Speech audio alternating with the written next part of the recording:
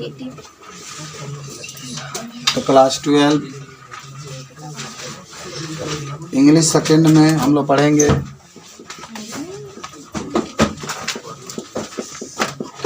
उसका नाम होगा इनफाइनेटिव के द्वारा सिंपल सेंटेंस बनाना। बहुत अच्छा लगता है मुझे इनफाइनेटिव के द्वारा बनाना, बहुत आसान सा चीज़ है। देखो पहले आपको कैसे ट्रिक बताते हैं कि कैसे आप पहचानेंगे कि इसको इनफाइनेटिव द्वारा सिंपल सेंटेंस बनाया जाएगा। यार में पढ़ाया गया है, कुछ बताएगा कोई बालक? मैं रिक्वेस्ट करता हूं कि जो भी बालक इसमें 2 शब्द बोलना चाहता है उसका स्वागत है। इनफाइनेटिव का प्रयोग करके कैसे सिंपल सेंटेंस बनाया जाता है, कोई भी स्टूडेंट। बलराम बाबू आप बता सकते हैं क्या? मैं बोलूं? चलिए पहला बात सुनिए, इसमें 2 वाक्य होता है। इसमें क्या होते हैं? 2 वाक्य होते हैं। दोनों वाक्यों की कर्ता एक समान होती है। पहला तो ये ट्रिक जानिए, दोनों वाक्य की कर्ता क्या होती है? एक समान होती है। दूसरा का दोनों वाक्यों के वर्ब अलग अलग होते हैं। दोनों वाक्यों के वर्ब क्या होते हैं? हाँ सुनो। और तीसरा का पहला में देखो सुनो, पहला में कारण दिखाई देता है तो दूसरा का में परिणाम दिखाई देता है। कारण के अंग्रेजी में रीजन कहते हैं और परिणाम के हिंदी में रिजल्ट कहा जाता है। पहला वाक्य में कारण तो दूसरा में क्या होगा? परिणाम। पहला में कारण तो दूसरा में परिणाम होता है। तो सुनो क्या होता है, पहला वाक्य में कोई परिवर्तन नहीं करते हैं। दूसरा वाक्य के कर्ता को हटा करके और वर्ब के पहले टू लगा देते हैं। वर्ब के पहले क्या लगा देते हैं? टू। मैंने आपको कई बार कहा है कि एक फाइनेटिव वर्ब होता है, सब प्ले लिख दिए, इसको फाइनेटिव वर्ब कहेंगे या फिनिटिव वर्ब, जो ना आपकी इच्छा था उनका। अगर प्ले के पहले टू लगा दिए, टी हो टू प्ले, तो उसको इनफाइनेटिव कहते हैं। इन बढ़ रहा है, जैसे फाइनेटिव है तो प्ले, आई में टू लगा देते हैं तो टू प्ले, तो टू प्ले, टू प्ले इनफाइनेटिव तो आई एन बढ़ जाता है, टू बढ़ता है तो आई एन बढ़ जाता है। याद रखना, पहला वाक्य में कोई परिवर्तन नहीं। जो दूसरा वाक्य होता है, दूसरा वाक्य में सब्जेक्ट को हटा देते हैं। अगर डबल वर्ब होगा तो पहला वर्ब को हटा देते हैं और इस तरीके से हम लोग सिंपल सेंटेंस बनाते हैं। क्या समझे? ट्रिक का बताया मैंने कि इसमें 2 वाक्य होते हैं, दोनों वाक्यों की कर्ता क्या होती है? एक समान होती है। दोनों वाक्य की वर्ब क्या होते हैं? अलग अलग होते हैं। दोनों वाक्य में पहला वाक्य में कारण दिखाई देता है तो दूसरा का में परिणाम दिखाई देता है। आपको कहानियाँ पढ़िएगा ना किताबों में, मैं तो पढ़ दिया इसलिए अंदाजा बुक रहा हूँ। आप पढ़िएगा ना तो आपको बहुत अच्छा लगेगा, सारा चीज़ उसमें दिया है। समझ लो बात को। अंग्रेजी सेकेंड में तो कोई दिक्कत नहीं है, जितना मैं उतना बोलवाते रहिए, बोलने के लिए तैयार है। चलो अब क्या होता है, जब बनाते हैं तो पहला वाक्य में कोई परिवर्तन नहीं, लेकिन दूसरा वाक्य में वर्ब के पहले क्या लगा देते हैं? टू लगा देते हैं। इसका अर्थ होता है जैसे प्ले माना होता है टू, भी टू का मतलब होता है लगा दोगे तो ना नी अंतिम आता है। टू प्ले तो खेलना या खेलने के लिए, टू प्ले खेलना, या टू रीड पढ़ना या पढ़ने के लिए, इसका अर्थ होता है। तो बात समझ रहे हैं? अब जितना हम बोले हैं उसको तो पहले लिखना पड़ेगा, तभी तो आप याद करेंगे, और तब याद करके कल आप पूरा क्या करेंगे? सुनाएंगे। तो लिखते हैं, चलिए पहले कुछ बातें आपको समझा देते हैं तब नियम लिखना। मान लो यहाँ पर होता है एक फाइनेटिव वर्ब, फाइनेटिव वर्ब, एक होता है इनफाइनेटिव वर्ब। देखो फाइनेटिव वर्ब एक क्या होता है? इनफाइनेटिव वर्ब। फाइनेटिव में प्ले हो गया तो नहीं सीखो यार इसको। फाइनेटिव में कहा गया प्ले, अरे अब तो किताब की क्या जरूरत है, पहले पढ़ तो लो, घर तो खोलोगे नहीं, यहाँ पर दिखाओगे टू प्ले। प्ले है तो क्या लिखा जाएगा? To play. रीड है तो इसको टू रीड। देख ला, इनफाइनेटिव में टू लगा था। ये कहूँ है का मतलब होता है रीड माने पढ़ना, है का मतलब होता है पढ़ने के लिए, है प्ले माने खेलना, इसके लिए खेलने के लिए, और टच माने ठेलना, इसके लिए ठेलने के लिए, छूना वो है छूना या ठेलना जो भी हो। गो, गो माने जाना, टू गो माने जाने के लिए। इस तरह से आपका हो जाएगा राइट, राइट माने लिखना, और टू राइट माने लिखने के लिए। चलो समझ गए? कोई दिक्कत है क्या इसमें? हाँ ये इनफाइनेटिव है, कहाँ जोड़ देंगे? टू। प्ले होगा तो टू जोड़ दो, तो टू प्ले, तो टू प्ले इनफाइनेटिव हो गया। गो है तो टू गो, टू गो आपका इनफाइनेटिव हो गया। रीड है तो टू रीड, कुक है तो टू कुक, फ्लाई है तो टू फ्लाई, वर्क है तो टू वर्क, जोड़ता टू टू टू टू जोड़ते बात करता हूँ, इनफाइनेटिव बन जाएगा। अच्छा अब नियम लिखो। नियम पहला लिखो कि इसमें दो वाक्य होते हैं, इसमें दो वाक्य होते हैं तथा दोनों वाक्य की कर्ता समान होता है, समान होता है। पहला रूल तो ऐसे ही याद हो गया। अब आ जाओ दूसरा रूल के पास। इसमें दोनों वाक्य की वर्ब क्या होता है, अलग अलग होता है।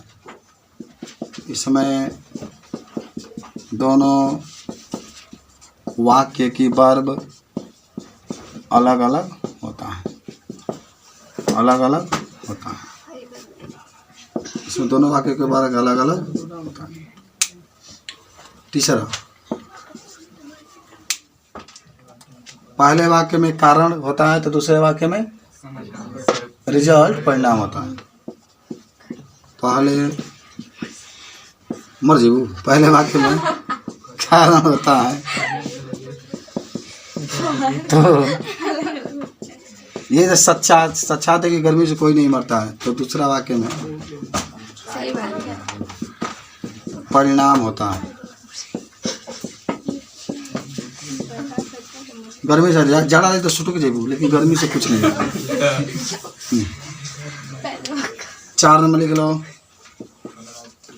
ये तो मेन नियम है। चौथा, जब सिंपल सेंटेंस बनाते हैं तो पहला वाक्य में कोई परिवर्तन नहीं, दूसरा वाक्य के कर्ता, और अगर डबल वर्ब होगा तो वो हटा देंगे, एक को रखते हैं। चलो, जब सिंपल सेंटेंस बनाते हैं, बड़ा मेहनत से पढ़े अंग्रेजी सेकेंड, देख लो पूरा अंदाजा याद है।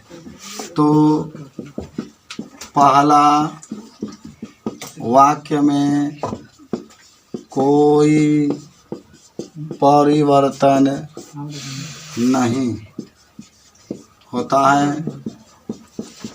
जबकि दूसरे वाक्य के कर्ता को हटा देते हैं, दूसरे वाक्य के कर्ता को हटा देते हैं तथा दूसरे वाक्य कर्ता को हटा देते हैं तथा टू लगाकर दूसरे वाक्य को जोड़ देते हैं, दूसरे वाक्य को जोड़ देते हैं। तो जल्दी से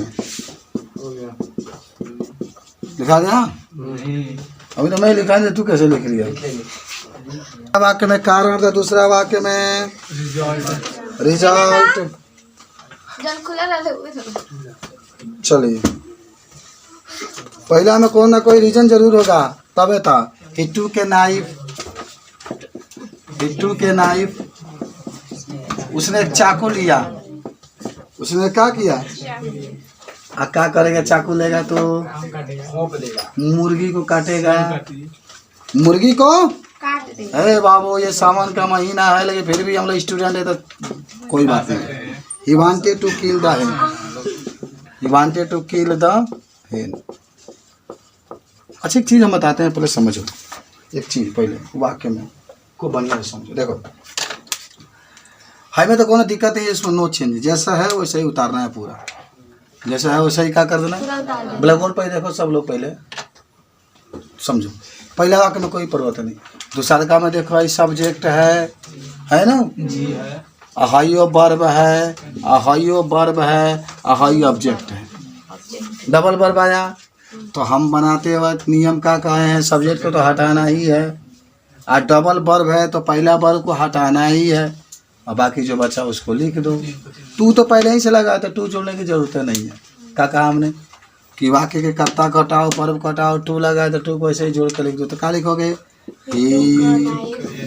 सिंपल में बना रहे बाबू, किसमें? ही टूक ए नाइफ, उसने एक चाकू उठाया, टू किल द हेन, और उसने मुर्गी को क्या कर दिया? धके रेत दिया, धके रेत दिया। चलिए, किल मैंने मार दिया, कोई दिक्कत है क्या इसमें बताओ?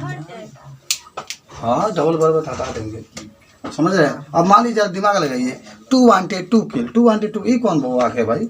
ये को टू लगा, ये वांटेड हटा दी, ठीक है, ठीक है। कोई डाउट है तो पूछ सकते हैं आप, कोई डाउट ही नहीं होना चाहिए। पूरा आप इतना अच्छा पढ़ाते हैं कि आपको एक ही बार में समझ में आ जाता है। He is very weak. अच्छा देखो कितना बढ़िया आया है, थोड़ा सा मैं आपको बताऊं तो ही इज वेरी वीक, वो बहुत कमज़ोर है, वो बहुत कमज़ोर है। ही के नॉट वॉक, वो टहल नहीं सकता है। ही के नॉट वॉक। अरे पढ़ते अंग्रेजी नू तो अंग्रेजिया में वर्षा होते हैं अब, लेकिन क्या करेंगे। कहानी सुनो कैसे आप इसको बनाएंगे। क्या सुनो, कहानी पहले एकदम समझो तब लिखना। ऐसे वहाँ के बोर्ड के पेपर में 2020 में आया था और हमने 1 सेकेंड में उसको बना दिया। खाली देख कर कहा कि ये हटाइए, आपका बन गया। कितना सेकेंड में? 1 सेकेंड। हाँ, तो क्या होगा देखो, भेरी को हटा देना है। भेरी को क्या कर देना है? हटा देना है। और क्या करोगे जानते हो, यहाँ पर TOO लिख देना है। ठीक है, देख लो जहाँ भी भेरी होगा उसको हटाओगे, क्या लिखोगे? भेरी के बाद वीक वैसे ही रखेंगे। नियम क्या कहता है, सब्जेक्ट को तो हटाना ही है, सब्जेक्ट को क्या करना है? हटाना ही है। और सेकेंड वाला में क्या करेंगे, इसको हटाएंगे और क्या लगाना है, आपको याद है क्या लगाना है? अच्छा आइए जब 2 लगाइएगा, डबल ओ लगा के लगाइएगा। आइए तो 2 लगाना ही है ना वर्ग के पहले, तभी तो होगा। तो ये 2 लगा दीजिए, हमारा कहानी हुआ फिनिश। कहानी का हुआ, नहीं समझे तो समझिए। पहला में कहीं भेरी दिखा दे तो हटा दीजिए। इसके जब क्या लिखिएगा, तो याद करिएगा, मैं बार बार बोल रहा हूँ आपको। दूसरा काम में ही तो हटेगा, सब्जेक्ट हटाना ही इन्फिनिटिव है। क्योंकि पहला में आपका देखिए कारण दिखाई दे बहुत कमज़ोर है, इसका बहुत कमज़ोर है। He can not walk.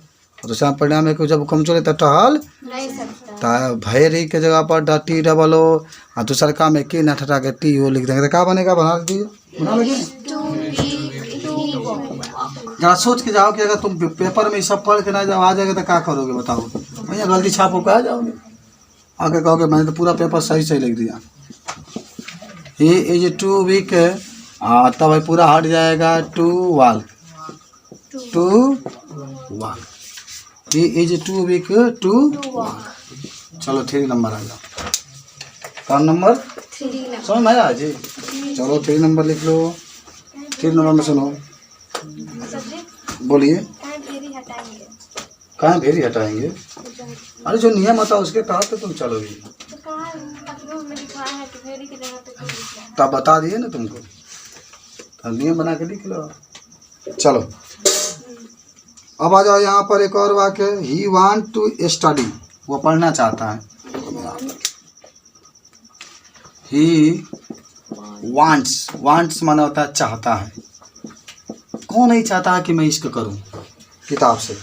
He want to study, study माना होता है पढ़ना, अध्ययन करना।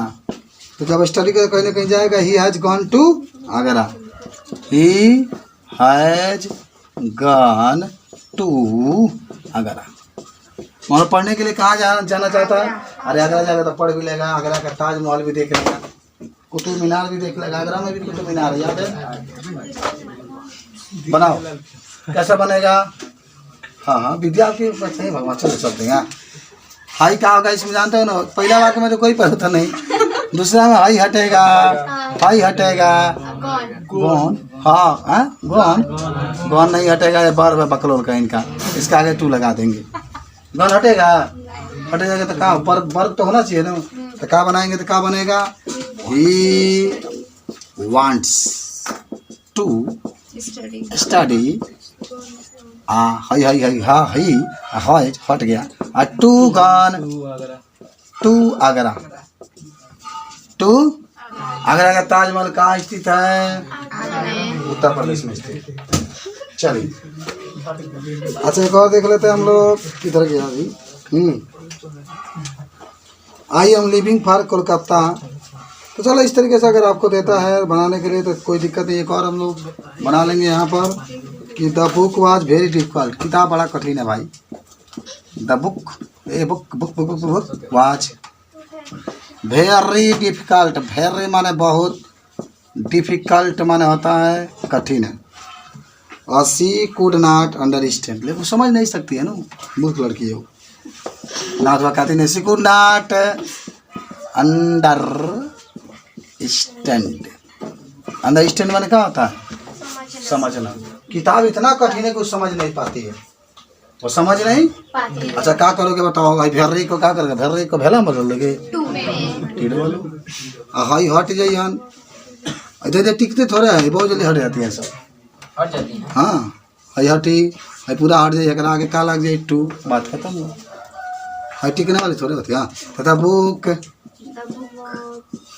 वाज टू डिफिकल्ट, तब लिखा जाएगा टू अंडरस्टैंड।